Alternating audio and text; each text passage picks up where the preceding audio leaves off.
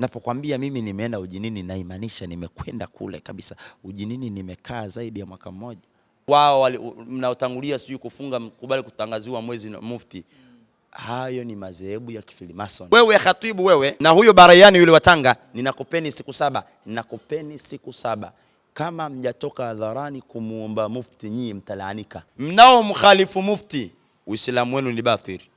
Muislamu yoyote mwenye kumkataa Yesu anaingia motoni. Kuna ndugu wabaya, kuna ndugu amfai atakupewa maji ya kunywa. Kuna ndugu kuna ndugu amfai hata kupewa mkono. Kushauri wala mimi sifagili kama ndugu. Mimi siamini kwenye ndugu. Nikamwambia tena komeni sheni hapo hapo. Nikamwambia mkija siku nyingine nawatia mabusha. Paka hawa Freemason baada ya kujua nguvu shekhe niliyokuwa nayo, Freemason wamenifuata zaidi ya mara 7. Naambia wewe hebu sema tukupe nini uingie kwenye chama. Leo kuna baadhi ya watu shekhe anguko lao limesababishwa na wazazi wao. Assalamu alaikum warahmatullahi wabarakatuh, mpenzi mtazamaji wa Kibla10 Online TV. Leo hii tupo katika makazi ya Sheikh Sharifu Firdaus na tumekuja hapa kwa lengo ya kuyajua mengi, na najua wewe mtazamaji wetu pia unatamani kuyajua mengi kumuhusu Sheikh Sharifu Firdaus. Sisi kama Kibla10 pamoja na Firdaus TV tuko hapa kuyajua hayo mengi ambayo tunapaswa kuyajua kumuhusu Sheikh Sharifu, kwa maana tunamuona tu akiwa na harakati mbalimbali hususan katika dini yetu ya Kiislamu, na leo tukasema moja kwa moja tuje tuonane naye ili tuweze kumfahamu kiundani zaidi Sheikh Sharifu Firdaus, na moja kwa moja twende akatupe salamu kwa watazamaji na sisi watangazaji pia, ili tuendelee kumuuliza maswali yetu mengi ambayo tunatamani kuyajua kumuhusu yeye. Sheikh Sharifu, asalamu alaykum. Wa alaykum assalam wa rahmatullahi wa barakatuh. Naam. Watazamaji wanasubiri salamu yako ili tuendelee. Mimi nina matumaini kwamba nyote mnaotutizama kupitia channel yetu hii ya Kibla10 kwamba nyote ni bukheri wa afya. Wale ambao wamechachadhika na maradhi, wana mitihani, jukumu letu au jukumu langu ni kukuombeeni kwa Mwenyezi Mungu. Waliokuwa na masala ya maradhi masarini, majumbani, makesi, maradhi, Mwenyezi Mungu akaachilie baraka na Mwenyezi Mungu, kwa sababu la shifa illa shifaullah, hakuna mponyeshaji illa ni yeye Allah jalla fi'ala. Niwatakieni maamkizi ya amani, my brothers and my sisters. Salamu alaykum wa rahmatullahi wa barakatuh. Wa alaykum salaam wa rahmatullahi wa barakatuh. Sheikh Sharifu, tumekuja hapa kwako na nia zaidi na ni kuyajua mengi kukuhusu wewe, kama sio machache kutokana na muda wetu. Moja kwa moja, pengine mtazamaji ndo first time anakuona kupitia klipu hii. Huyu Sheikh Sharifu Firdaus ni nani haswa? Mimi bwana, Sheikh Sharifu Firdaus ni yule ambaye unamkusudia au yule unayemjua au yule unayemfahamu. Maana yake kuna kumjua mtu na kumfahamu mtu. Hivyo unavyokusudia ni yeye, basi ndiyo yeye. Japo habari zinasemekana mtu mwingine misha kutangaziwa sana Sheikh masuala ya kifo. Mpaka niliwahi kutumiwa SMS bwana, hitima ya Sheikh Sharifu Firdaus ni lini? Inna lillahi wa inna ilaihi rajiun. Kwa hiyo mimi naitwa Sheikh Sharifu Firdaus al-Qadri kama unavyoniona hapa, ndiyo mimi. Na hii issue ya kifo ilikuwa ni nyakati gani? Yaani kuzungumzia miaka mingapi nyuma au ni muda mrefu kidogo? Ujue kuna hili swala la mimi kutangaziwa kifo ni swala ambalo linajirudia mara kwa mara. Ujue tunaposema Sharifu haina maana kwamba Sharifu ni mimi peke yangu. Masharifu ni wengi sana. Hivi karibuni tulipata misiba ya masharifu. Tulikuwa naye Sheikh Sharifu yule aitwa Sheikh Sharifu Majini. Nikapigiwa simu sana mpaka na baadhi ya viongozi wakijua, mpaka kuposti watu wakaposti bwana Sharifu bwana kapigwa risasi kafa. Lakini pia tulikuwa naye moja masharifu, Sharifu Abdul Qadir, meko kusekwa, Mwenyezi Mungu amghufurie, alijalie kabri lake leo miongoni mwa vyumba vya peponi. Masharifu ni wengi sana ambao wametangulia, kwa mtu akisikia wale basi. Na hili jina la Sharifu lilitokea vipi? Pengine mtazamaji anatamani kujua hili jina la Sharifu. Maana wengi tunajua Sharifu ni yule mtu mwenye makarama, yani alizaliwa kwa namna fulani hivi. Hili jina la Sharifu wewe lilitokana vipi? Na tuwape kidogo watu maana definition ya sharifu. Ukitizama wanavyuoni tuambia sharif man sharafa nafsahu fahuwa sharif, mwenye kuitakasa nafsi yake basi ni sharifu. Lakini mimi ili sala la kwanza usharifu, hii ni ismu ambayo kwamba kutokamana na mambo ambayo ninayafanya, dua mnazozifanya kuwatibu watu, sababu mimi nimeanza haya masala ya tiba nikiwa na age ndogo sana. Mpaka walionileo naambia umeanza tiba ukiwa na umri wa mwaka 1.5. Na kweli na video picha ambazo kinionyesha kwamba nikihudumu na nikifanya hii performance ya dua kuombea watu ni nyingi sana, mpaka anafikia age hii ya kuweza kuelewa hili ni lipi na lile ni lipi. Naam, kwa hiyo sharifu, tuambie watu sharifu ni mwenye kuitakasa nafsi yake. Hata wewe hapo ulipo unaweza ukaitwa sharifu, japo leo imejulikana kwamba ukiitwa sharifu basi uwe ni mtu ambaye unafanya akhbari za duat, ndivyo. Kwa hiyo na ni pahala pake hasa, sababu naweza ukaitwa mtu fulani ufanye kitu hicho. Na Sheikh Sharifu, swali la kizushi kabla hatujaendelea. Sheikh Sharifu ni mume wa wake wangapi? Na mara nyingi mimi swala hili la ndoa sikutaka sana kuliweka public, kwa sababu mara nyingi mimi ninaamini kwamba haina maana kwamba ukitangaza nimeoa, nina wake, nina mke, haina maana kwamba ni kutafuta labda kujionesha, hapana. Mwingine anataja tu mradi, pengine wengine wapo wanataka nafasi. Mimi bwana nakusudia kuoa, Mungu akinijalia insha Allah nitakapotimiza miaka 75. Na mimi nina uhakika hasa wa kufika miaka 75, kwa sababu kadari za Mwenyezi Mungu zinabadhirisha na dua. Sisi watu wa tarika tunaamini katika dua, tunaamini kwamba mambo yote yanabadhirisha na dua. Ndio maana tunapenda sana sisi watu wa tarika kutanguliza neno insha Allah. Mimi bado sijaoa, sina mke, na Allah akinijalia nitaoa nikiwa na miaka 75. 75 kamili ndo mimi ndo naruhusiwa kuoa. Ni kitu ambacho kinaniumiza. Inshallah Mwenyezi Mungu akijalia taweza kushare. Natamani hivi sasa japo nioe, sababu nafatwa, sababu mimi kutwa ile, yani hizi DM zangu nikwambia afungue DM utizame, utacheka mwenyewe. Mimi nasema kwamba inaitwa kutongozwa, natongozwa sana. Tumezoea wanawake ndo sisi wanaume ndo tunawatongoza, kumbe Sheikh Sharifu anatongozwa na wanawake sana. Sharifu bwana, mbona akwambia basi nizalishe tu bwana, sio mwingine akwambia basi, yani ni mtihani Sheikh. Lakini Sheikh Sharifu, umesema hapo unatongozwa na kuna baadhi ya klipu unajua, mtu unapofanya mema mengi, kuna wengine wanajaribu tu kukuchezea au kukutibulia kwa watu. Majuzi kati kuna baadhi ya klipu niliona TikTok, kuna mtu mmoja alikuwa anazungumzia kuhusu Sheikh Sharifu Firdaus, ana mwanamke amemzalisha, na huduma atoi. Sasa nikasema hili wacha tuliweke sawa ili watu wasiendelee kukuzania vibaya. Hili kwa upande wako, je, umeshakutana nalo mtandaoni? Na kama umekutana nalo mtandaoni, watu wanatamani kujua nini haswa, au tunaliekaje sawa hili jambo kama itakuwa ndani ya uwezo wako? Hilo pia ni swali zuri sana. Ni mimi kwanza siamini kwamba ukinsema utanipunguzia kitu, na la mimi siamini kwamba ukinsema utanipunguzia kitu, kwa sababu mimi naamini kwamba wakati wa Mwenyezi Mungu ni wakati sahihi. Wewe ukija kuniambia kwamba mimi nimekuwa na mtoto, mimi pia kwa upande mmoja naona ni kama jambo zuri fulani, japo ni baya, lakini mimi naona kama zuri. Kumbe manake mwanaume lazima yani huo ndio wanaume. Hatukusudi watu wakafanya mabaya, lakini na kuna yani wewe ueleweki, yani una kweli jambo lilipo linasimama.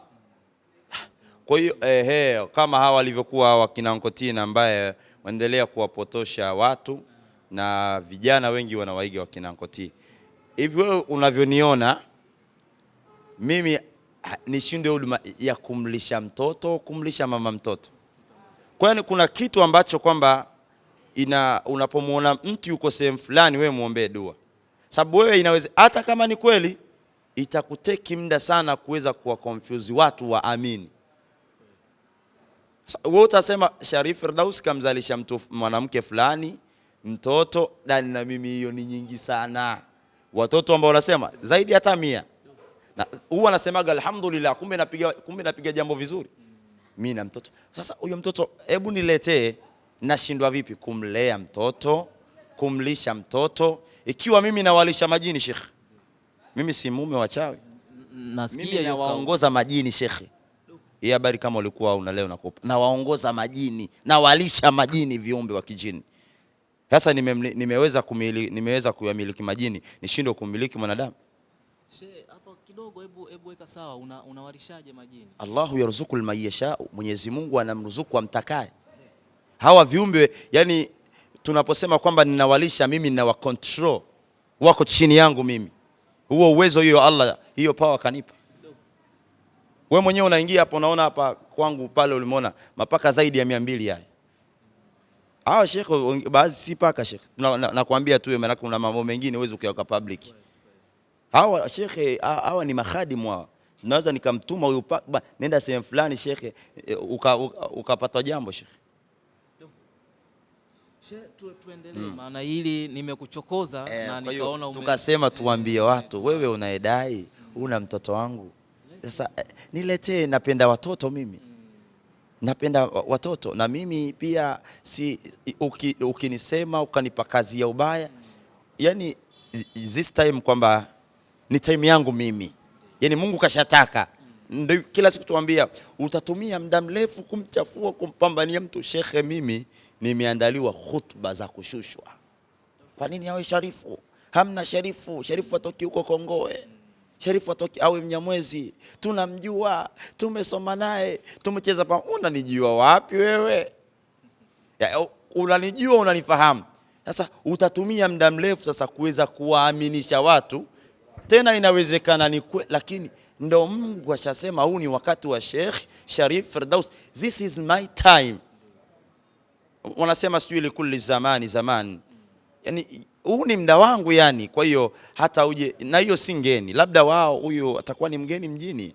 Haya maneno kwamba Sharifu amezaa na mtu fulani, haya si mageni Sheikh.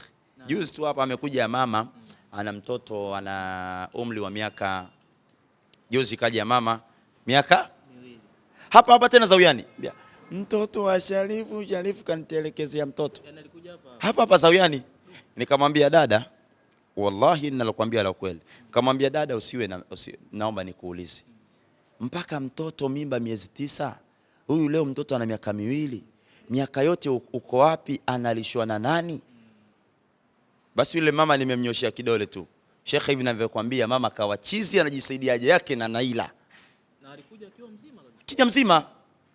Sisi ni masharifu, mawali wa Allah sisi. Kwa hiyo unapokuwa unasema na mimi mtu nikimbai, mtu ukiwa na mtu wa kusema kuropokwa, huwa siteki muda na wewe.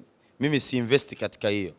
Siani mimi na siamini kwamba ukinisema utanipunguzia au utaniongezea. Just mimi sasa hivi na fight, nikafanye dua, nikafanye United States, nikafanye dua Uingereza.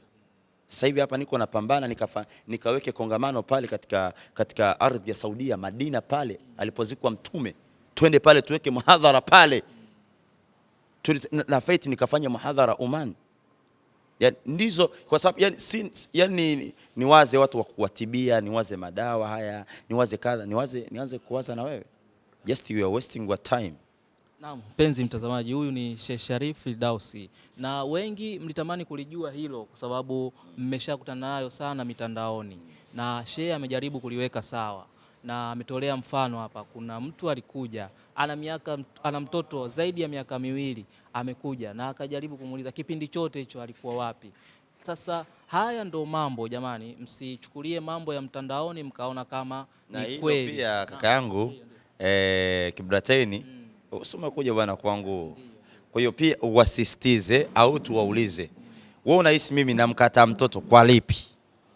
kwamba mimi ndo nitakuwa wa kwanza kufanya dhambi. Haya mimi ndo yani ndo itakuwa vipi? Kwamba nichasema nina mke ndo nitakuja hiyo miaka 75 yule jini wangu nataka kumuoa kwamba natakataa kwamba usinioe. Yani kwamba haiwezi, yani kwamba tunamkata mtoto hatuna uwezo wa kumlisha. Si tunalisha majini, tunakwambia majini tunayalisha, majini tunayatuma. Sasa iki mtu huyo mtu anayelisha majini ni mwenzako. Kwa hiyo tunashindwa nini kumlisha mama mtu au mama mtoto? Mtoto kila siku anatumia shilingi ngapi? Mama unataka shilingi ngapi? Just kwamba na mimi sikuwa kwa na kusemwa shekhe ndio baraka. Ndugu yangu Kiblateni, ukijiona wewe upo katika pahala fulani hujasemwa, basi just kwa nini usisemwe?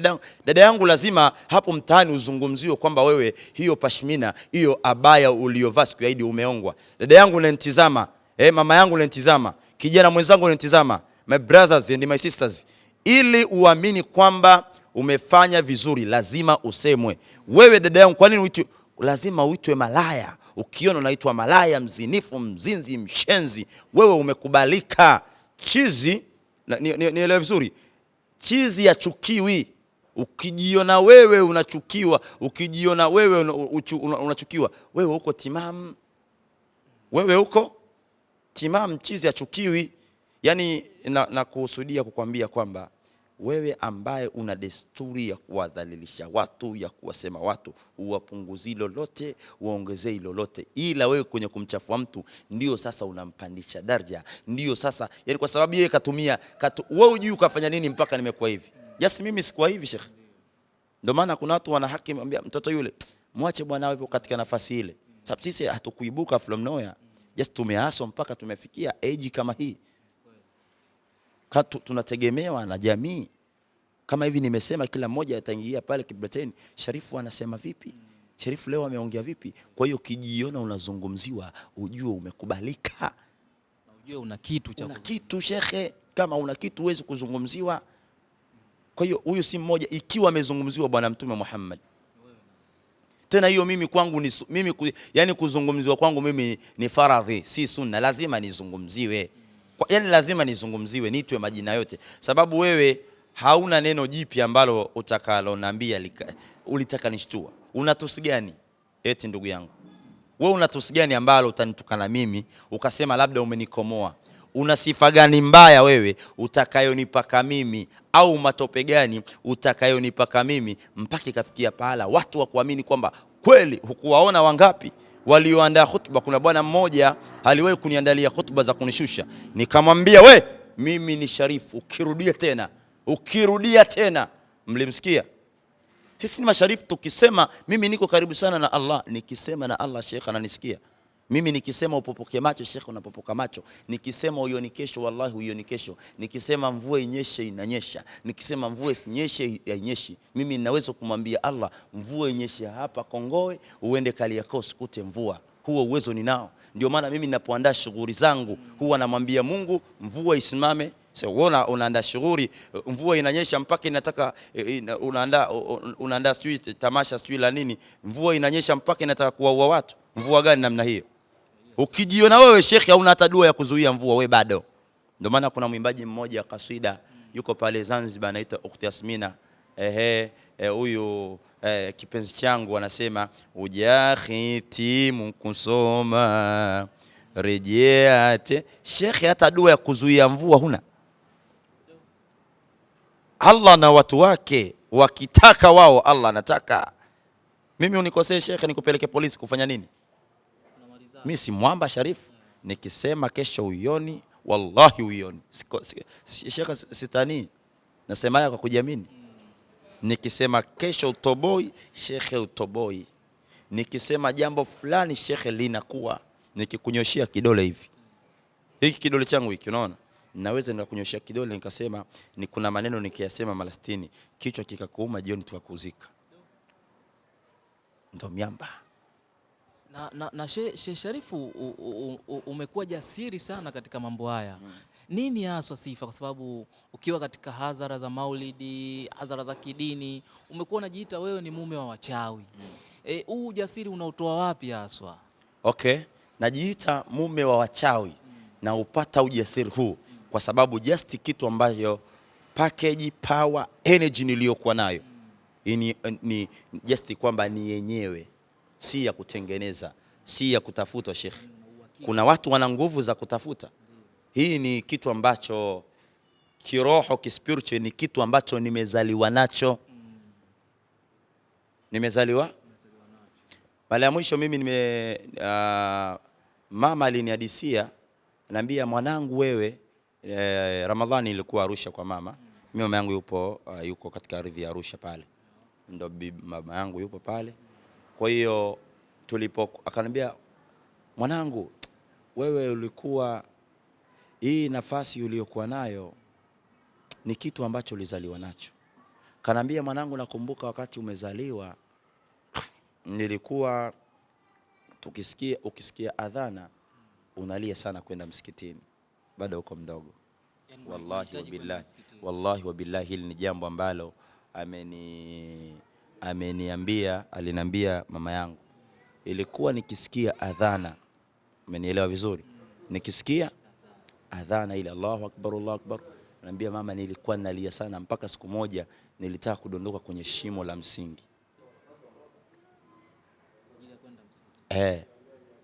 Kwamba yani hii ni nguvu original kabisa ambao niko nayo, na hii nguvu niliyokuwa nayo, kuna baadhi ya watu walijaribu kukifanya ninachokifanya, shekhe, walipotea. Shekhe, wachawi wapo, usimame mbele ya meki. Hebu wewe kama unafikiri kwamba sisi tunafanya ghushi, hebu kamata meki, tafuta online kama hizi Kiblateni, hebu tangaza hadharani kwamba mimi ni mume wa wachawi. Wachawi wote wake zangu, wachawi wote washenzi, wachawi wote mimi naitwa fulani, njoo mnirogeni na chama, hebu wekeni uchawi. Hamna mwanga yoyote, yani wanga wote mimi ndio dume lao. Chapo. Mimi shekhe, nimeenda baadhi ya vijiji ambavyo huruhusiwi kuwasema wachawi. Nimekwenda Tanga mimi Andeni, nimekwenda Pemba, nimefika mpaka kisiwa cha Kojani shekhe. Hapa Zanzibar hapa nimefika mpaka kisiwa cha Tumbatu. Nimefika Mtwara huko Masasi, nimefika Kisiju. Nimeenda sehemu ambazo yani ukisema swala la uchawi wewe, yani uchawi wao wamenunua uchawi ghali. Kuna watu nimewakamata na uchawi, mtu ana uchawi wa mabilioni, lakini kachukua uchawi wake papo. Mpaka leo hii shekhe, hao wachawi wanajadili vikao shekhe. Nishawahi kupata moja ya changamoto shekhe ambayo nakualisia na shia na wewe, sitoisahau shekhe. Unaona miguu yangu hii miguu yangu shekhe, huu mguu wangu sikutakiwa kuwa nao. Huu mguu wa kulia huu mguu shekhe, niliwahi kumtibu mama mmoja. Baada ya kumtibu, basi usiku wanga wakanifuata, wewe huyu umemtibu, tutajili na wewe. Kweli asubuhi nikaamka mguu umevimba, nikasema wake zangu wamenionyesha kweli. Basi nikaenda hospitali moja pale, nakumbuka ilikuwa ni sehemu moja mpakani mwa Uganda inaitwa Mtukura. Nikaenda kabia, mguu wako inabidi ukatwe. Wallahi ni kitu ambacho sitokisahau mpaka leo. Alama shekhe ipo namna hii, mkizumu mtaona hapa shekhe, hapa unapoona hapa goti hili lilivimba likajaa usaha shekhe. Mimi najaribiwa sana, wanga wanatamani leo kesho Sharif Firdausi afe kwa vyovyote shekhe. Mpaka hawa Filmason baada ya kujua nguvu shekhe niliyokuwa nayo, Filmason wamenifuata zaidi ya mara 7. Naambia wewe, hebu sema tukupe nini uingie kwenye chama. Ndio baadhi leo kuna baadhi ya watu wanakuambia Sharifu bwana umeingia Filmason. Eti ukishafanya hivi ndio umeingia Filmason. Filmason ni gari Sheikh. Filmason iko toka utawala wa Suleimani. Mimi Filmason nakumbuka wakati wananifuata walikuja na magari takriban 7. Siku ya kwanza ambia tunaanza kuonana Sharifu, nikawafukuza. Siku yake ya pili wakaniambia bwana njoo kubali wito, kataa maneno. Tukaenda kukutana moja hoteli kubwa sana hapa Dar es Salaam.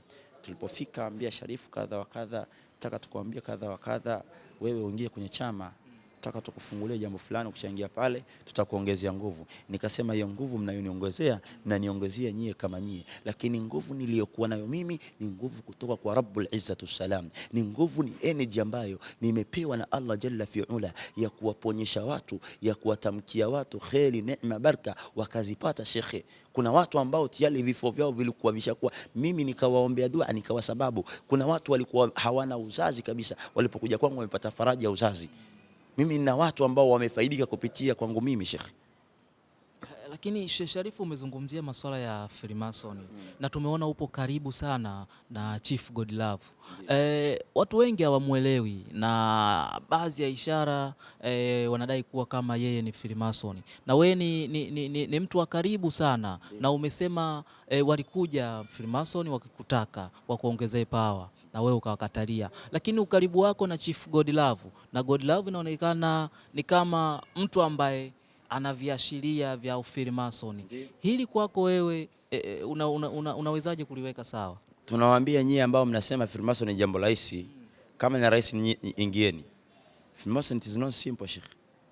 Na wengi sana wanajua kwamba hasa vijana wanakalilishwa kwamba ukishaingia Freemason unapewa pesa. Freemason hawatoi pesa. Freemason, narudia, Freemason hawatoi pesa, ila wanakupa connection, wanakupa mipango ya kupata nini? Ya kupata pesa. Yule Chief God, mimi siamini, sitaki kuamini kwamba ni Freemason. Ni Freemason, sio Freemason ya news. Mimi yule ni rafiki yangu. Na sio huyo tu, mimi nina marafiki wengi sana sana sana sana sana sana. Kwa hiyo just kwamba hii ni kuimanisha kwamba ninachokifanya ni kitu ambacho watu wanakipokea. Lao ingekuwa wakipokea kisingelikuwa na watu. Utaendelea tu wewe kusema sema. Kwa hiyo Freemason hii bwana ina majambo mazito sana. Nikamwambia mimi hii Freemason ni very very simple. Mimi shekhe nimeenda mpaka ujinini. Kule ujinini kule kwa majini shekhe nimekaa zaidi ya mwaka mmoja shekhe. Kutumia njia gani? Maana majini hatuwaoni, lakini nyinyi majini unaposema tuwaoni, sema mimi siwaoni. Kwa sababu Mwenyezi Mungu yeye namna alivyo, Allah humruzuku amtakaye. Leo kuna mtu anaweza kushangaa, wewe Sharifu umeendaje ujinini? Huo ushamba bwana wewe. Acha ushamba. Sharifu majini acha ushamba. Kwani unafikiri majini ni nini? Napokuambia mimi nimeenda ujinini na imaanisha nimekwenda kule kabisa. Ujinini nimekaa zaidi ya mwaka mmoja. Nikawa natafuta Sharifu yuko wapi, Sharifu natafuta mpaka makuko wapi, watu watafuta Sharifu yuko wapi, Sharifu yuko wapi. Niko ujinini Sheikh, kuna vitu nakabidhiwa 1 2 3, tunataka wewe uwe kadha, mpaka wakaniambia unabidi uwe mwanamke wa kijini, na hilo sharti nikalikubali, ambaye uko naye sasa hivi. Kwa hiyo ikitafika muda tutakwambieni inshallah. Wapenzi watazamaji, tunatamani kujua mengi lakini muda unatutupa mkono, na Sheikh Sharifu akitupendeza tutaifanya episode ya pili. Sheikh Sharifu, tumekula muda wako mwingi sana na wewe una shughuli nyingi. Tunaona kuna watu wanakusubiri huko ofisini ukawafanyie tiba. Umekuwa ukaribu na Sheikh Mazinge. Ukaribu wenu ulianzaje? Mwenyezi Mungu kwanza, unapomsema Sheikh Mazinge muombe na dua. Sheikh Mazinge ni katika mlezi huyo, mlezi wetu. Sheikh Mazinge mimi hata ukitizama katika picture mbalimbali niko naye hapa. Sheikh Mazinge ni mtu ambaye huyu mimi ni mlezi wangu, mpaka baadhi ya watu wakawafikiri ni baba yangu mzazi wa kunizaa. Sheikh Mazinge mimi si baba yangu wa kunizaa, ila ni mlezi wangu ambaye ananijua, niko naye muda mrefu sana. Niko naye muda mrefu sana. Na wengi wanajua kwamba Sharif Firdausi huyu itakuwa labda ni mtoto wa Mazinge wa mke labda mwingine labda hivi. Sio, Sheikh Mazinge mimi ni baba yangu mlezi.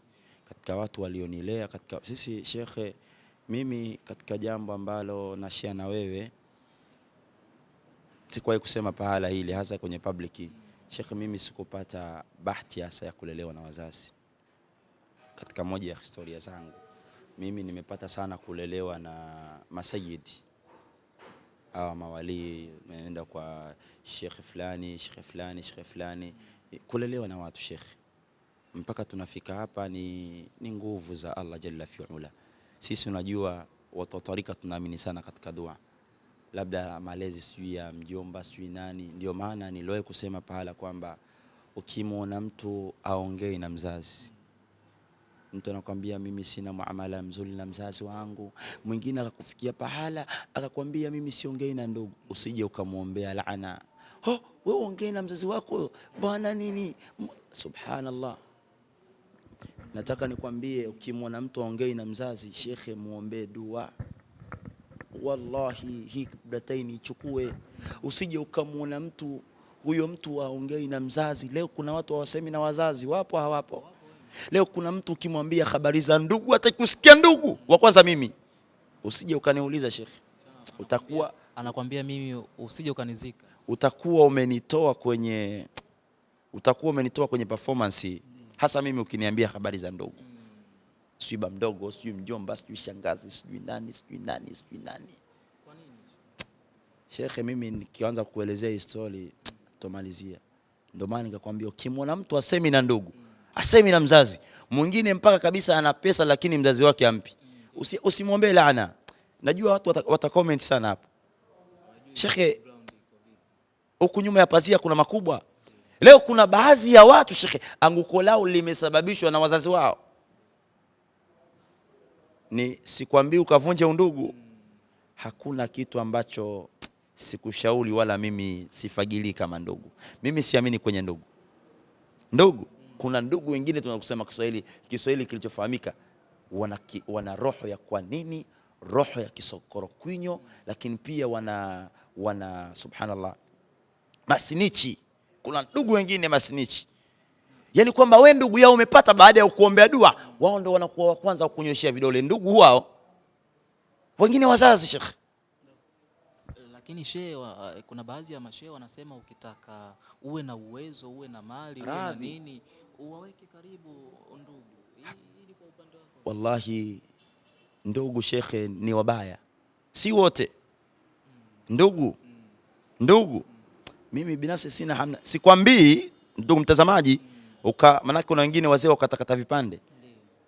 Ndugu Sheikh wengi sana ukimwona, nasisitiza Sheikh swala la ndugu liache. Mimi amenikuta Sheikh. Wengi masnichi. Ndugu wengi ni masnichi Sheikh. Tena mpaka mzazi wa ukuzaa Sheikh anasikiliza maneno ya mjomba, ya mashangazi kuliko wewe mwanawe Sheikh. Ndugu, mtoto mmoja kijana amekwenda yuko katika ardhi ya, ameniambia sijui yuko nchi gani anafanya kazi.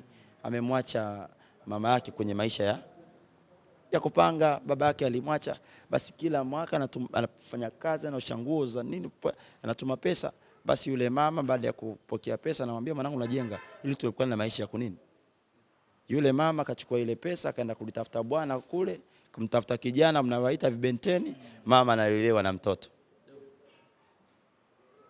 Hapa juzi kuna mama mmoja hapa, mimi zawiani kwangu nishawahi kumpata mama, yeye kawazaa watoto 4, watoto 2 kawala kwa mdomo wake. Yuko ndani ya chama cha kichawi, sababu kuna familia za kichawi, baba mchawi, mama mchawi, shangazi mchawi, mjomba. Ukioa kwenye familia hii Sheikh lazima upae.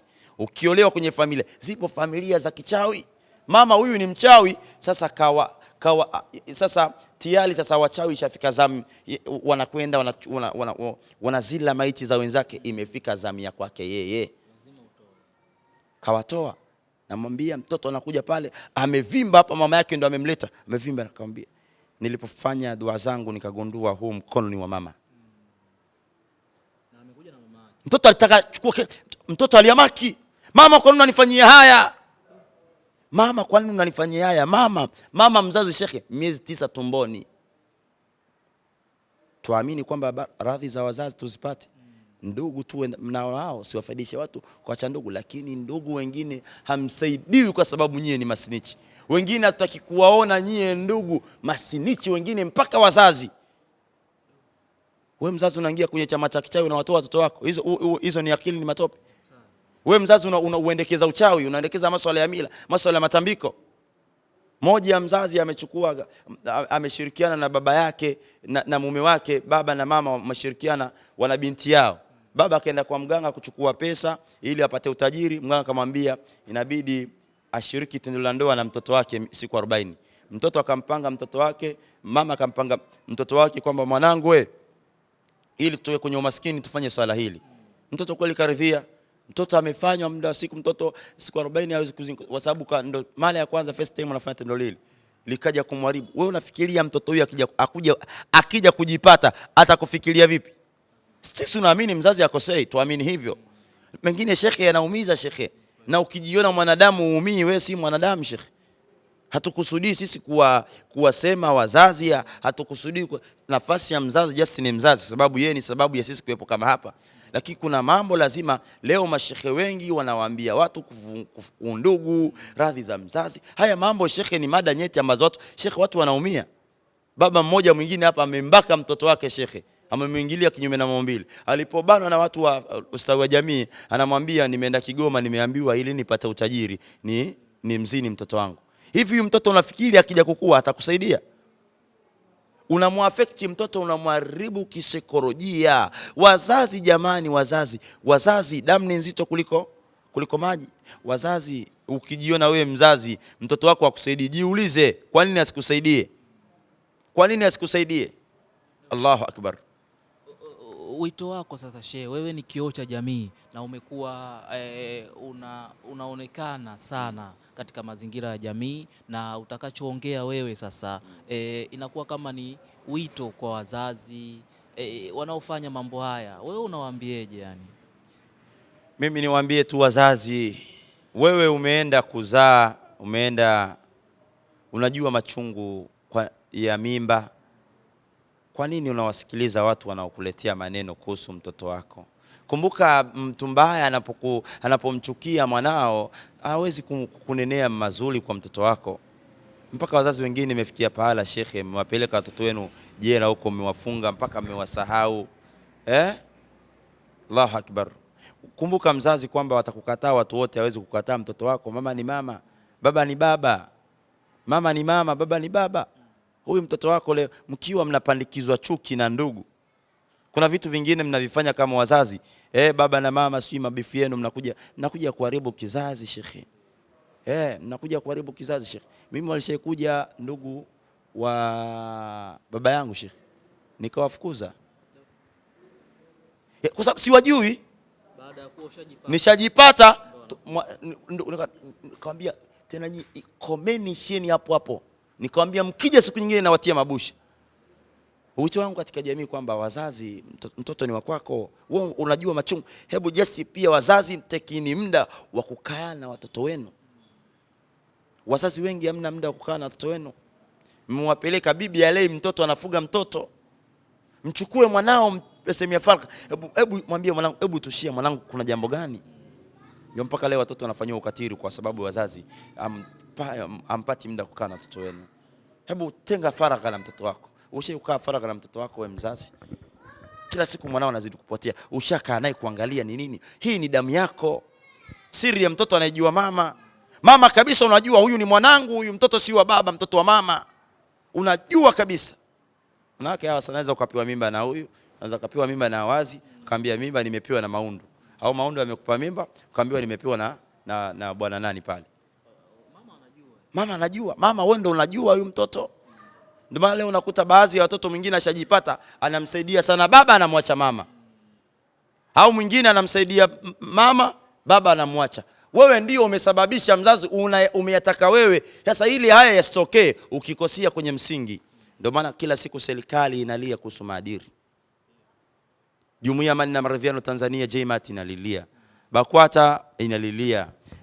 Mufti analilia. Serikali Daktari Mama Samia Suluhu Hassan analilia. Waziri wa masuala maadili haya analilia. Maadili kila siku naona watoto wanazidi kupotea, watoto wanafanywa ukatili, watoto wanabakwa na ndugu na mababu na majirani kwa sababu wewe hauna muda. Wazazi, tengeni muda kukaa na watoto wenu. Msipende kusikiliza maneno ya watu wa nje. Sema na mtoto wako. Unaambiwa mtoto wako kibaka, mvuta bangi, hebu kaa naye. Jana nimemfanyia mtoto mmoja dua, ananiambia mimi lao asingelikuwa ni mama yangu kunileta hapa, mimi nisingeliacha bangi. Sharifu na kuthibitishia. Leta mtoto hapa, mtoto anasema lao isingelikuwa mama kunileta mimi Sharifu nisingeacha bangi. Nampenda mimi mama yangu. Familia kibao, mimi hapa nimekuja kuwapatanisha. Wengine walikuwa wameingia kwenye maagano Sheikh. Sababu si kila mtu unayemwona kuna nguvu pia za kutengenezwa Sheikh. Mtu anaambiwa ili uwe mtu fulani fanya kadha, ili uwe jambo kadha ufanye kadha. Mwenyezi Mungu atunusuru. Na mimi niziombee tu, niwaombee wale vijana wenzangu ambao tumekumbwa na changamoto hii ya family, ya ndugu, ya mashangazi hawa, mama mdogo, sijui wajomba. Jana mwenzangu umekumbwa na changamoto kama hii, mimi naomba nikushauri, kwa sababu mimi yamenikuta, na mimi nakushauri ili uweze kunusurika na mtihani huu, mtangulize sana Mwenyezi Mungu, muombe sana Mwenyezi Mungu ushauri. Mimi katika moja ya sifa iliyoweza kunisaidia vitimbu vya ndugu, mimi baadhi ya ndugu unajua mpaka leo mimi nishaziko ndugu. Sasa hao watakuja kwangu niwafungulie geti ndugu mimi kunitangazia msiba. Baada ya ndugu amekuona wewe umefurahi wewe, ndio maana ukija unakuta mtu ana kiwanda chake, ana biashara zake, katika sehemu yake amewaweka watu tofauti. Kaachana nao shekhi. Unamweka ndugu anakuja kukuibia. Sisi jambo la kaka hili, la mjomba hili. Na mfumo wa sasa ili ufanikiwe. Na ndugu leo mnalalamika ndugu zenu wako kwenye vitengo, wako kwenye nafasi, hawakupini nafasi, wanawakuja kuwapa nafasi watu baki. Nyie ni masnichi, ndio maana mpewe nini? Acheni ubaya. Wewe unamroga huyu, kashakuwa diwani, kashakuwa mbunge, kashakuwa nani. Nyie ndio ndugu sasa, muombeeni dua. Ndugu ni watu wabaya. Yani hamtaki ndugu aendelee. Ukitaka kuthibitisha kwamba ndugu ni wabaya, naomba nikurudishe ndani ya Qur'anul Karim. Nipe Qur'ani hapo. Manake ukisema hivi watu wanakuwa wenda wasituelewe, wanajua Sharifu huyu maneno anayatoa wapi. Tukisema hizi mada za ndugu tunazitoa sisi ndani ya Qur'ani. Mimi nathubutu kusema kuna ndugu wabaya, si wote. Na hili nalisema katika popote, najua baadhi ya mashekhe mta-comment, mta-mind. Shekhe gani anasema ndugu? Hali ya kuwa Mtume amesema, anasema watu washikamane waunge undugu. Mimi napata energy, napata power ya kuweza kuwatambulisha kwamba kuna ndugu masinichi, kuna ndugu wabaya, kuna ndugu amfai hata kupewa maji ya kunywa. Kuna ndugu kuna ndugu amfai hata kupewa mkono. Kuna ndugu amfai hata kufunguliwa geti dakika moja mkaje kwenye majumba yetu. Kuna ndugu nyie amfai hata kupewa sehemu ya kukaa. Ndugu nyie wabaya. Mtu anaajiri vijana baki, anatamani kuwaweka. Nina rafiki yangu mmoja na kiwanda, ana kampuni, amewaweka wote, amna hata ndugu yake. Ameweka kijana sijui mjomba wake, amempigisha shoti ya milioni sijui ngapi. Ndugu wabaya wapo, lakini pia ndugu wazuri wapo. Subhanallah. Ndugu wanakuamiliana na wewe, sema mashallah mtoto wetu yuko kadha. Na mpaka leo kuna watu unaweza ukawa na watu baki wakawa wazuri kuliko ndugu. Nasema haya kutoka ndani ya kitabullah.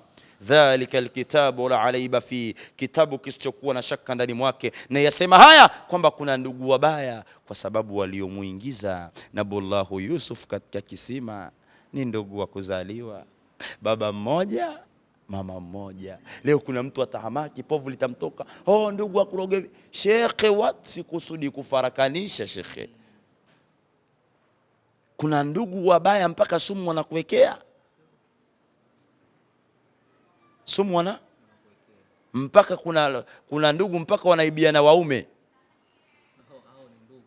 Ndugu wao shekhe, waliomtia Nabiyullah Yusufu katika kisima ni ndugu zake. Allah kawasema ndugu masinichi. Allah kawasema ndugu wabaya. Na nyie ndugu wabaya, msipoacha ubaya na usinichi wenu, wallahi tallahi Mwenyezi Mungu anawaoneni. Enyi ndugu ambao mnafarakanisha family, enyi ndugu ambao mnawagombanisha watu, enyi ndugu ambao hamtaki family kuelewana, innamal mu'minuna ikhwa. Enyi ndugu ambao hamtaki watoto, nyie ndugu ambao mnafitinisha, mnawapakaza matope watoto wa watu, nyie mnawaona watoto wenu ni wema. Haya watoto wenu wako wapi? Sisi tuko wapi? Mliwatanguliza watoto wenu shekhi.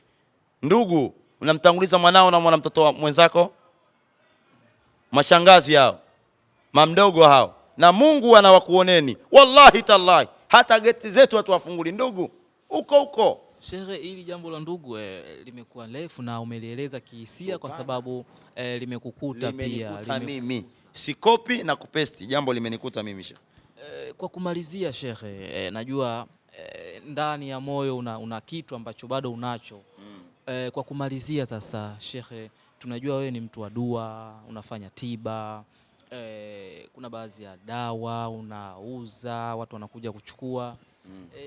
Kwanza tukianzia hapa, mtu akitaka kumpata Sheikh Sharif Firdaus anampata wapi haswa?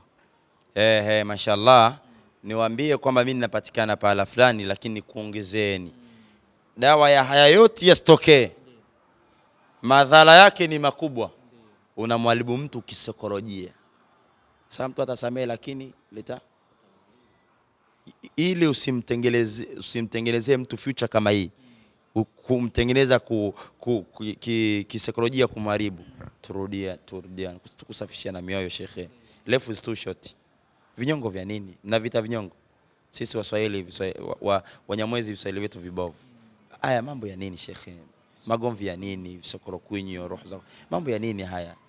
Fikie pahala tujue kwamba shekhe, kufa ni jambo dogo sana. Haya mabifu mpaka lini?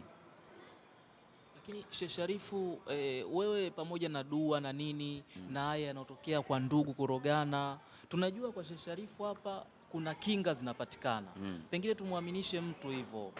Je, zipo hizo kinga za kujiweka wewe ambapo ndugu yoyote ambaye anakusudia baya kwako haliwezi kukupata? Mtu anapokuja kwa Sheikh Sharifu, haya mambo yapo? Zipo, na leo sika na kwamba kila wanaofarakana tu kwa roho mbaya. Kuna uchawi unaitwa sikhru tafrikh, uchawi wa kufarakanisha.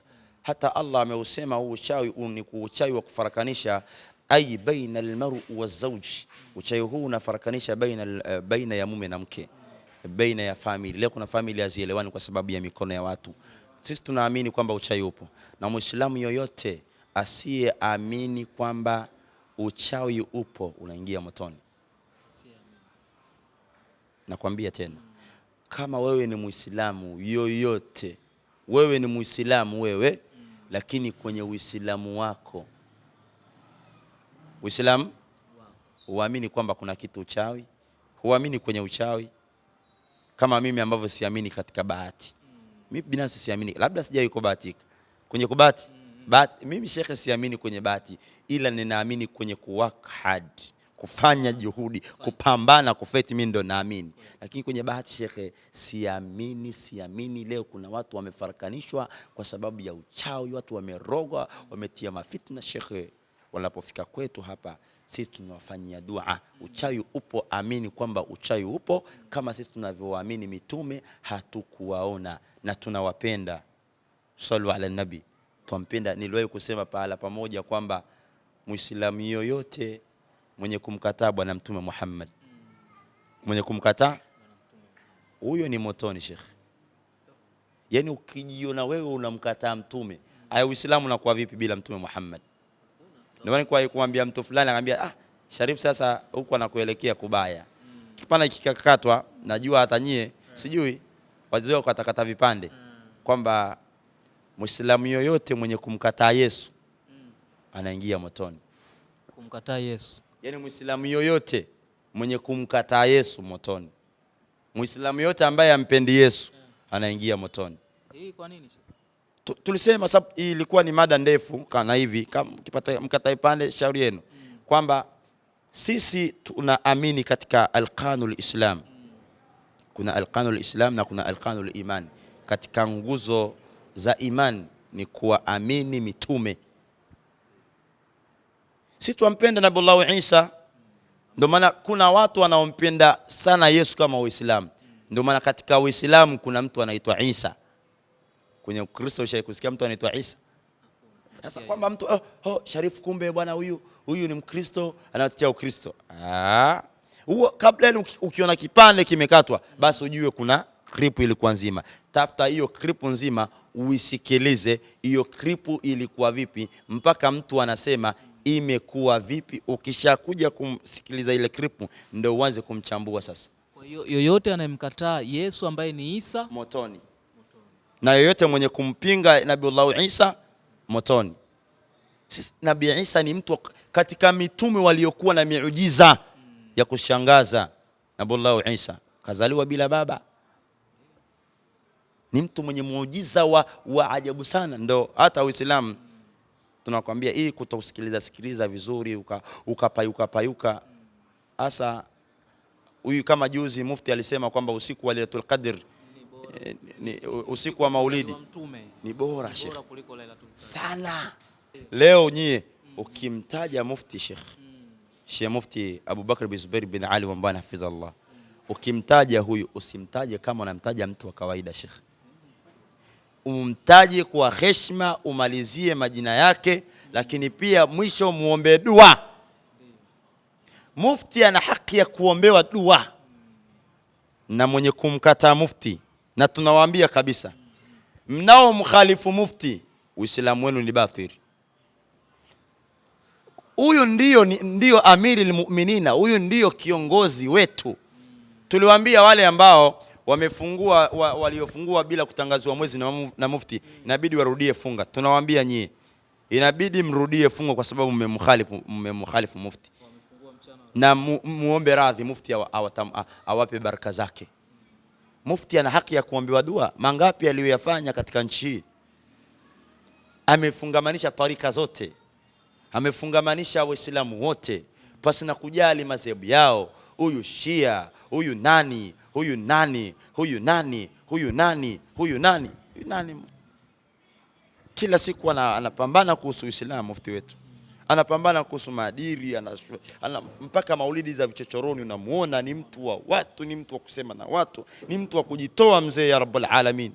Sisi tusipomwombea dua tunatafuta nini? Tunatafuta dhima kwa Allah subhanahu wa ta'ala. Na haina maana kumuombea kiongozi yoyote dua, kumuombea kiongozi dua kwamba ni uchawa. Unapomwombea kiongozi wako dua, hiyo kiongozi akineemeka, nyie mnaongozwa mnafanyaje? Sisi tukimwombea Mama Samia neema tunafanyaje? Tukimwombea Mama Samia alaanike, sisi tunafanyaje? Tutaangamia. Kwa sababu hawa watu ambao wanasimama tena.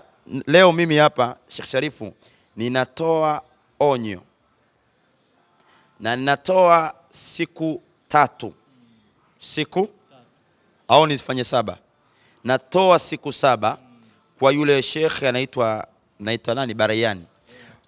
Wale yule shekhe Barayani, mimi hapa Sheikh Sharif Firdausi, wale mashekhe ambao mnapayuka kuweza kujibu mufti, mnasema huyu mzee kadha wa kadha, na yule khatibu aliyosimama kwenye khutba akasema Allahu musta'an, swini nani shekhe hivyo. Hiyo sauti yako tunakwambia siku 7 kama mjaomba radhi, kama mjawatiali kusimama kuomba radhi nyie mashekhe, mimi ninaumia. Subhanallah, hivi mamufti wangapi wamepita? Kila mmoja aliyomufti aliyopita amefanya kwake, Mwenyezi Mungu awaghfurie kina mufti wote. Mimi mamufti sikuwahi kuweza kuamiliana nao karibu kama mufti Abu Bakr bin Zubair bin Ali Mbwana. Hebu niambie utawala wa mufti Abu Bakr bin Zubair bin Ali Mbwana, na yule mzee mimi namuombea miaka 1000. Mzee anajenga misikiti, mzee kadha. Nani wa kuamiliana na watu wote?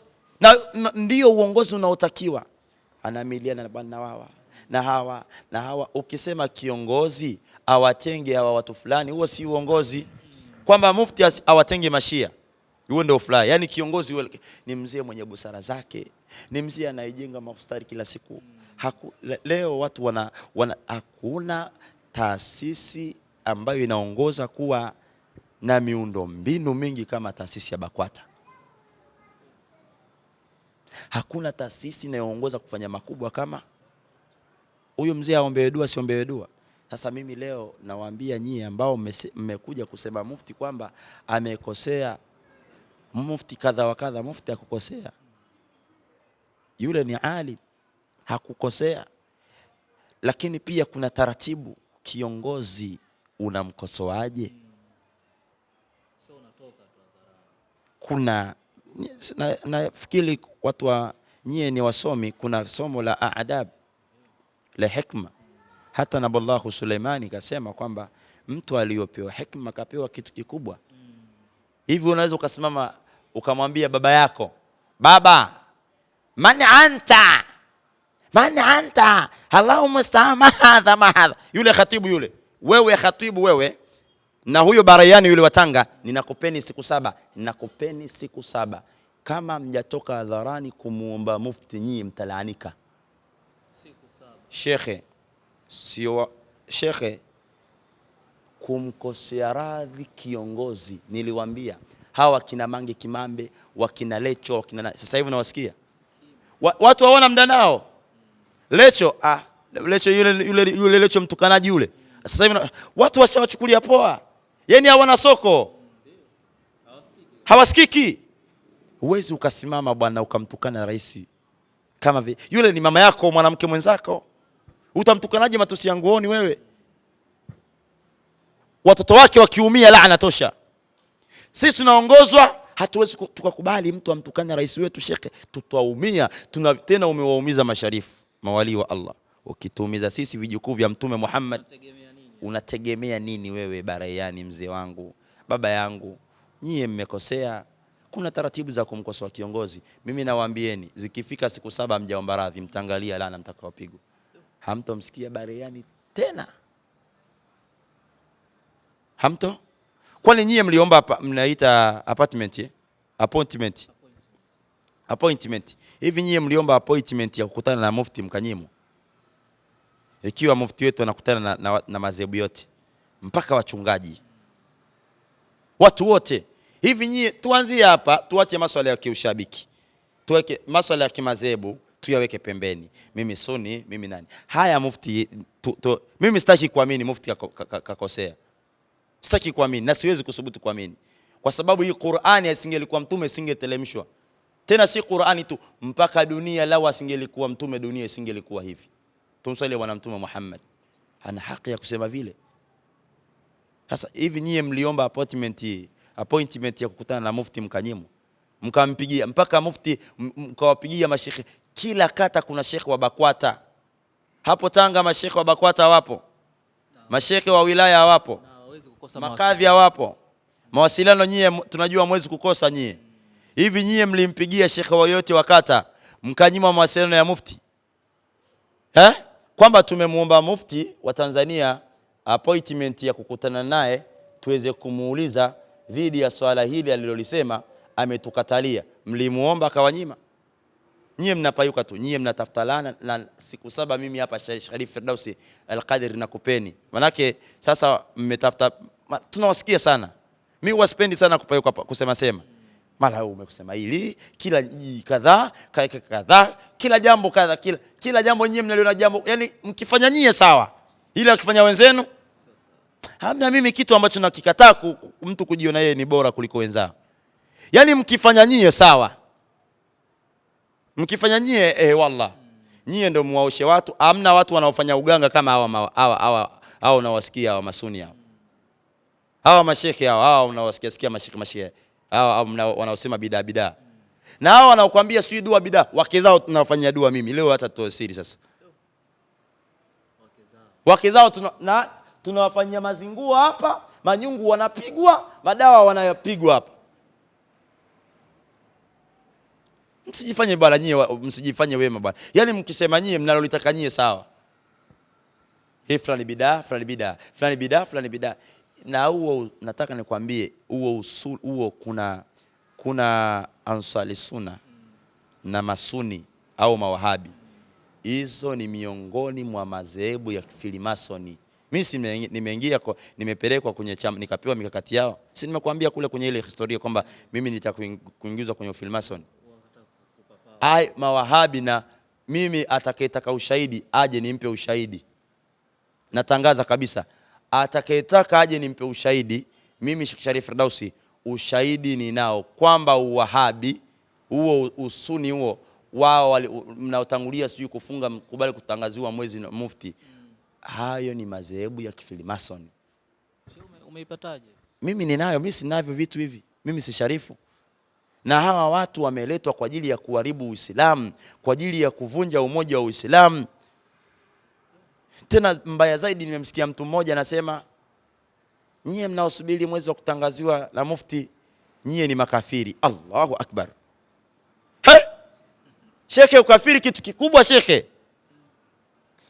Kuli ya Allah anasema kusema kuambia makafiri, la a'budu ma ta'budu. Unapomuita mtu kafiri shekhe, manake la a'budu ma a'budu, unachokiabudu wewe na wewe uabudu na yeye abudu unachokia. Kafiri ni shekhe, kafiri ni sifa moja, kafiri si tusi, kafiri ni sifa mbaya sana shekhe. Hivi nyie, shekhe mtu mmoja kasema hayo, kasema nyie ni makafiri, mwezi wa kutangaziwa na BAKWATA makafiri. Kwani nyie mngefunga 31 mngefanyaje? Nyie mngefunga 31 kungelikuwa kuna ubaya? Hamjui fadhila za Ramadhani? Mtume anatuambia Ramadhani, tungelijua baraka zilizokuwa katika mwezi wa Ramadhani, tungelitamani Ramadhani iwe ni mwaka mzima. Nyie siku 30 zinawatoa povu. Kuna neema nyingi sana. Kwa hiyo kama wale au wanaosema mufti kadha wa kadha, wallahi mimi nakuombeni kwa sababu hii laana tayari ishaanza. Sasa hivi nawasikia, niwapongeze mashekhe wa kata, lakini pia shekhe wetu wa mkoa wa Pwani, Shekhe Mtupa, nimeona jana juzi analizungumzia. Wameweka nondo. Umeziona nondo? Hujaziona? Wamezungumza kuwaonesha kwamba wengi, alafu wanachukulia watu wa tarika wanachukulia poa poa. Hata wewe na tena nakupeni challenge nyingine. Wewe kama ni Muislamu, si mtu wa tarika, Uislamu wako wa mashaka. Peponi siku ya kiyama wataanza kuingia watu wa tarika. Kama sio mtu wa tarika, wewe utachelewa sana. Nikupe hiyo. Shekhe, wewe kama ni Muislamu, hujajinasibisha na tarika, hujawa katika tarika ya Sheikh Abdul Qadir Jailani qaddasa Allahu sirra aziz, ambaye yeye ni mlezi wa tarika zote, ambaye asiri ya tarika ni kwa Bwana Mtume Muhammad sallallahu alayhi wasallam. Wewe yani, kwanza watu wa tarika wote ndio wa kwanza kuingia peponi. Watu wa tarika wote, tena pepo ya VIP ya Firdaus kama jina langu lilivyo. Watu wa tarika ni watu wa kwanza kuonana na Mtume Muhammad sallam. Siku ya kiyama Mtume Muhammad sallam atakuwa anawapa watu mkono. Ikiwa anafika kwenye watu wa tarika, Mtume atakuwa anawabusu mikono yao. Allahumma salli wa sallim wa barik alayhi. Kwa hiyo kama sio mtu wa tarika shekhe, wewe kama sio mtu wa mridi, wewe utakuwa, nyie mnasema umepinda. Shekhe, tumalizie sasa. Tumewapa siku 7. Tumalizie Sheikh Firdaus, sasa mimi nakupa nafasi wewe ya kumalizia na kufunga exclusive interview yetu ambayo ilishiba mambo mengi sana. Tulianza kujua historia yako, tukapata kujua mambo mengi ambayo yamemfanya mtazamaji wetu amjue zaidi Sheikh Sharifu nimesema Freemason, neno la Freemason limenikaa. Sheikh Sharifu Firdaus ambaye yeye aliitwa na Freemason ili aongezewe power, na akajaribu kuichomoa, akasema power alizokuwa nazo zinamtosha. Mengi zaidi tumeyajua, na kama tukihitaji kupata episode ya pili, basi tutakutana naye tena Sheikh Sharifu Firdaus hapa Zawiani kwake, kuendelea kuyajua mengi zaidi kumhusu yeye. Lakini kwa haya machache, mpenzi mtazamaji, rizika nayo. Sheikh Sharifu, kwa kumalizia sasa, alau dakika chache tu ili tufunge hii interview yetu, unamalizia na lipi haswa? Tupendane, tushirikiane, tuhurumiane, tusiombeane mabaya, tusipelekane motoni kama yule msanii mnamuita makabila yule. Mwanangu pita huku. Tuombeane kheri, tuombeane baraka, hasa madai mashekhe, sisi watu wa dini. Na mtu mmoja aliwahi kusema kwamba mashekhe hasa mashekhe, watu wanalia na mashekhe. Hamna watu wanaoongoza kufanya na ubaya kama mashekhe. Adui wa shekhe ni shekhe mwenzake. Hatukubaliani kwa sababu ya maslahi shekhe. Kinachotufanya mashekhe tusikubaliane, kwanza roho mbaya. Sharifu Firdaus amfanyie dua waziri mtu fulani. Sharifu Firdaus ameenda kwenye baraza la Idi, amekaa VIP. Sharifu Firdaus anatambulishwa katika meza nini? Roho mbaya ikizidi unakuwa mchawi. Wewe unajitia miroho mbaya iendekeze hiyo. Wewe endelea kuendekeza hiyo miroho yako mbaya. Kiona mtu anakadha, una mind, unakunja kwa nini? Wewe jiendekeze. Mwishoni ndio unakuja kuwa mchawi baba. Unafuga mijini unafuga misukule wewe. Unaendekeza michukichuki sio kwa ya leo. Sisi tuanze kubishana ndevu ni sunna sio sunna.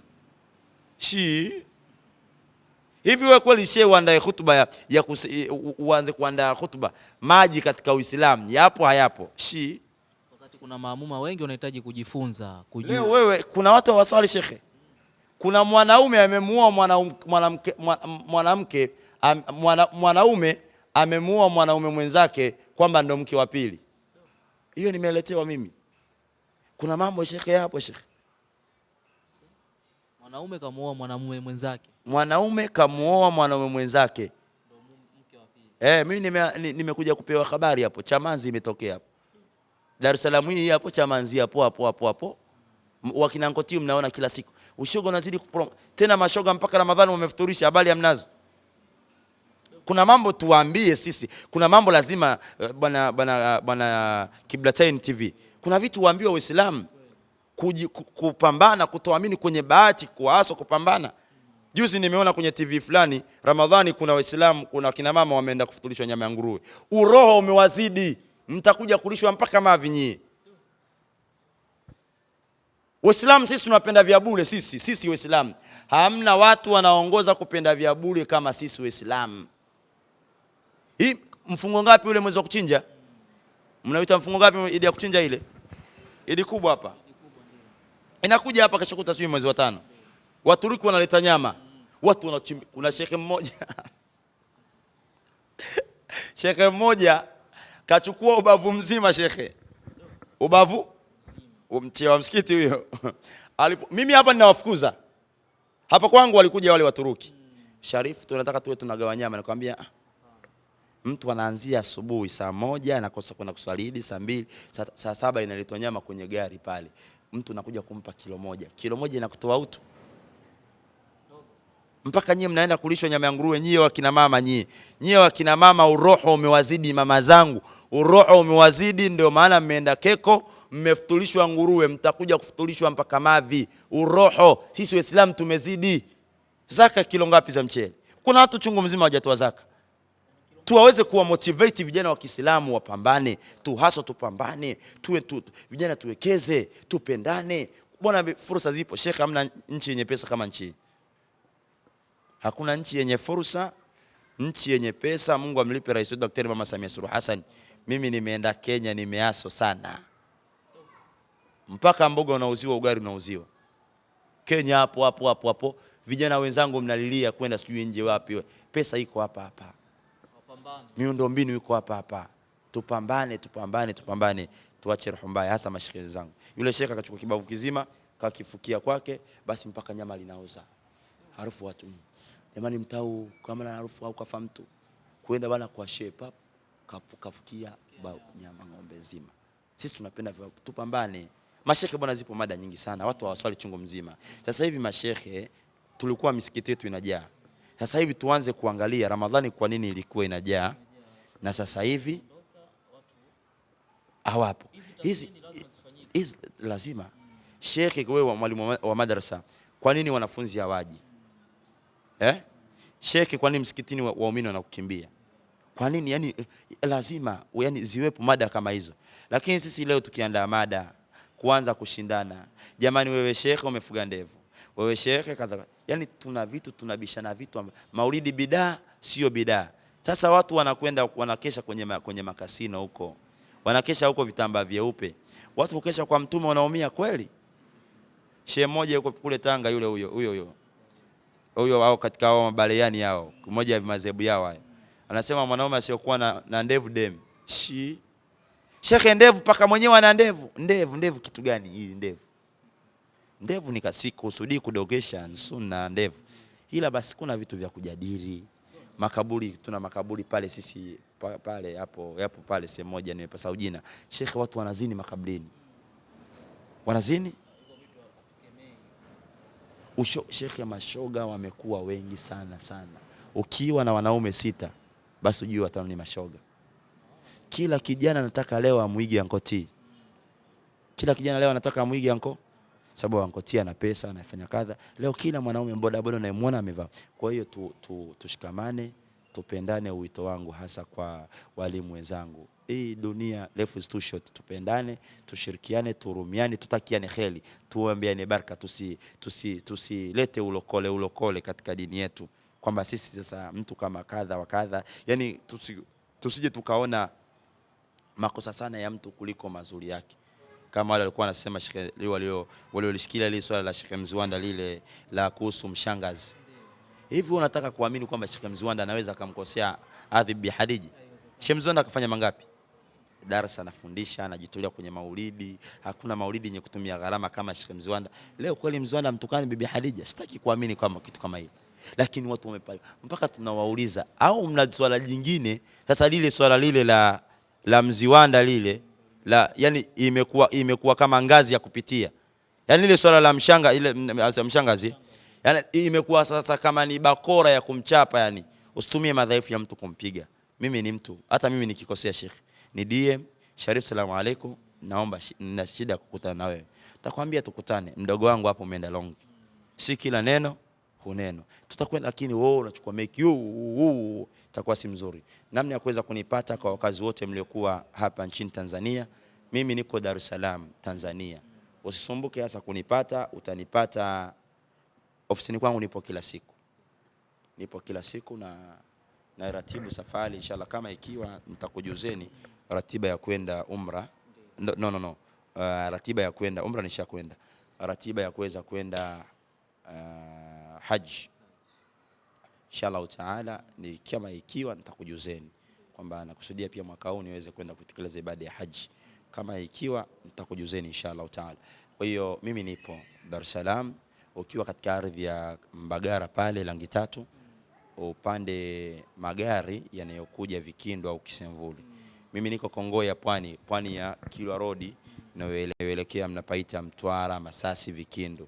Kwa hiyo mwambie conductor nitelemshe Kongoe kituo cha dua kwa Sheikh Sharif. Niko barabarani kabisa, karibuni inshallah. Wenye masala ya dua mliokuwa nje inshallah taala, njeni, huduma zangu mtazipata. Kwa mawasiliano ya 06 89 36 0148. Mimi naitwa Sheikh Sharif Firdaus Al-Qadiri. Nipo hapa kwa ajili ya wale waliokata tamaa, wale ambao wamekosa kufikia malengo yao, basi njoo. Nataka ushauri kuweza kumotivate, njoo. Mimi mara nyingi nasema kwamba hapo wewe ulipo sipo unapostahili kuwepo. Wewe kuna nguvu iko ndani yako lakini hujui unaifanyaje. Wewe kuna mvuto uko nao lakini huo mvuto kwa nini hui? Allahu Akbar. Pengine hilo jina lako, hebu badilisha jina. Badilisha jina haraka sana.